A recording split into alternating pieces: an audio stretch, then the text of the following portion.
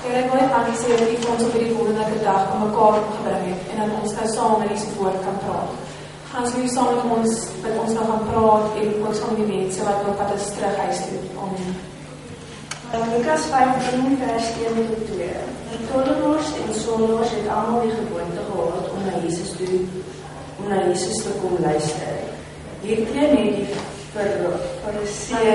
fariseërs en die skrifgeleerdes bewaar gemaak en gesê, hierdie man ontvang sondaars en eet selfs saam met hulle.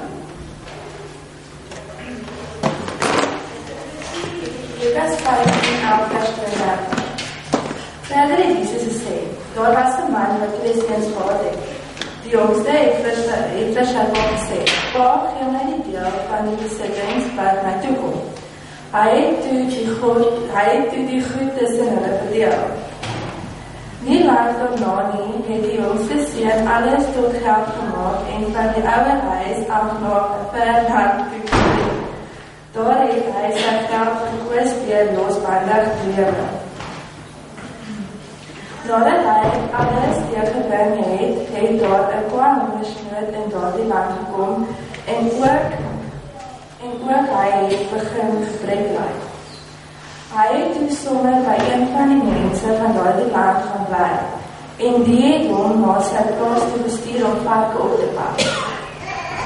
Daar het hy gewens, hy kon sy honger stil met die pele wat die varke eet, maar niemand het hom daarvan gegee nie.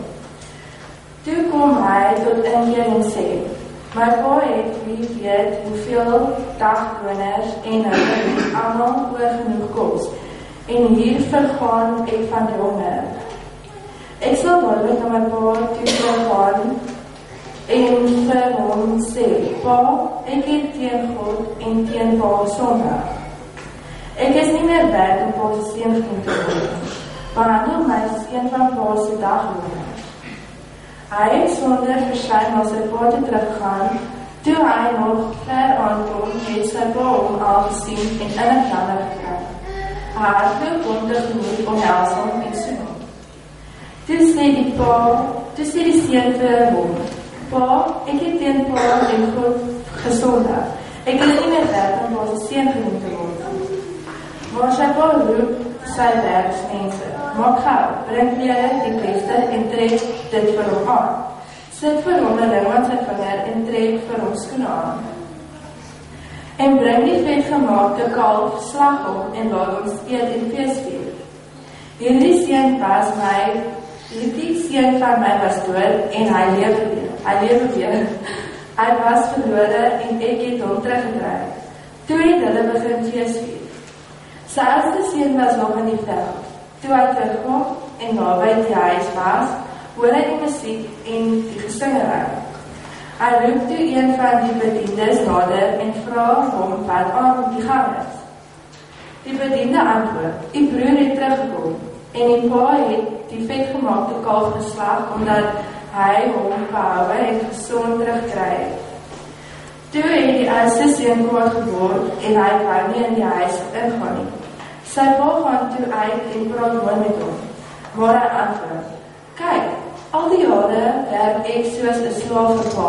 Nog nooit het ek 'n opdrag van pa veronagsaam nie en vir my pa nog nooit eers 'n bokkie gegee sodat ek saam met hom vriende kan feesvier. Maar nadat hierdie seun van my pa wat pa so goed met prostituie deurgebring het, terugkom, het pa vir hom die vetgemaakte kalf geslag. Toe sê die pa vir hom, my kind, jy is altyd by my, en alles wat ek het, is ook jou.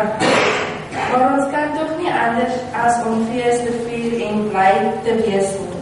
Want die broer van jou was dood, en hy lewe weer. Hy was verlore, en hy ons weer teruggevoer.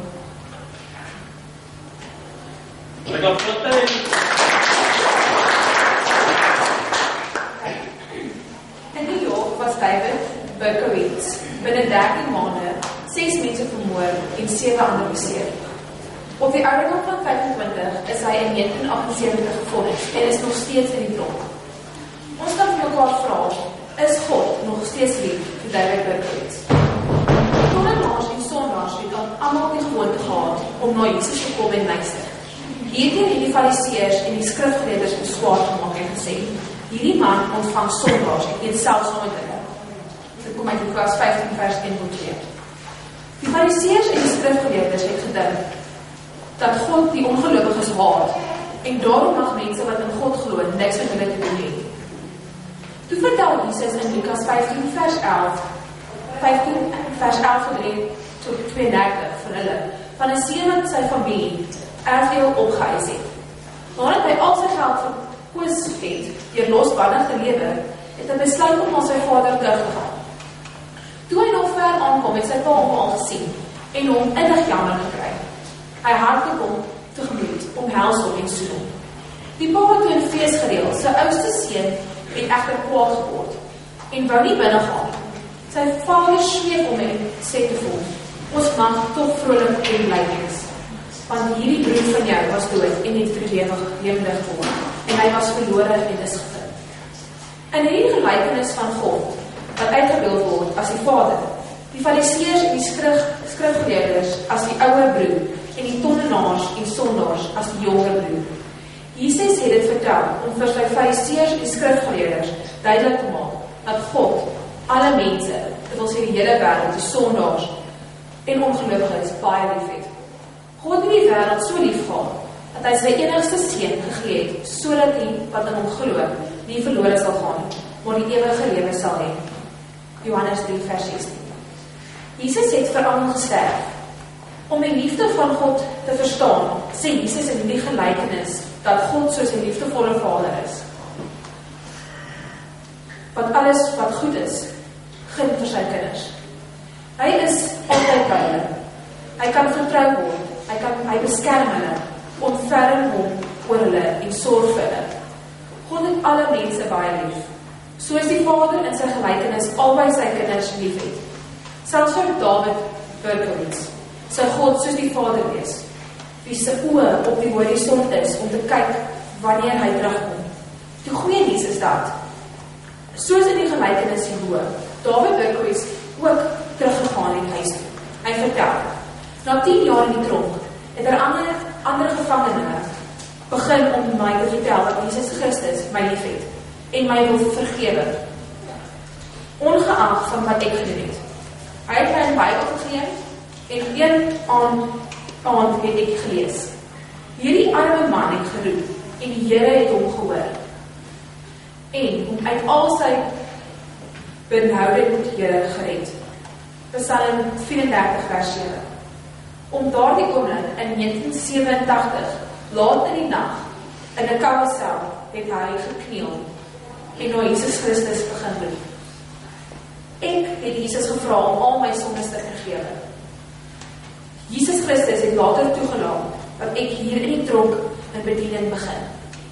Die TV-program kan ek met miljoene deel, wat die Here in my lewe vermag het. So gebruik God iemand wat 6 mense vermoor het om vir miljoene tot seën te wees.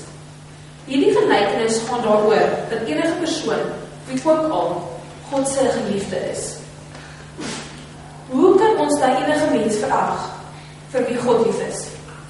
Ons kan vir enige ongelowige sê, ongeag wat jy gedoen het, God het jou lief, soos 'n vader sy kind lief het. Jesus het al klaar jou skuld betaal. Neem jou erfenis in besit, anders kan jy alles verbeur. Ek nog net 'n klein bietjie sê. Ons Vader, help ons om niemand te verag nie, want U is vir ons almal lief. Amen.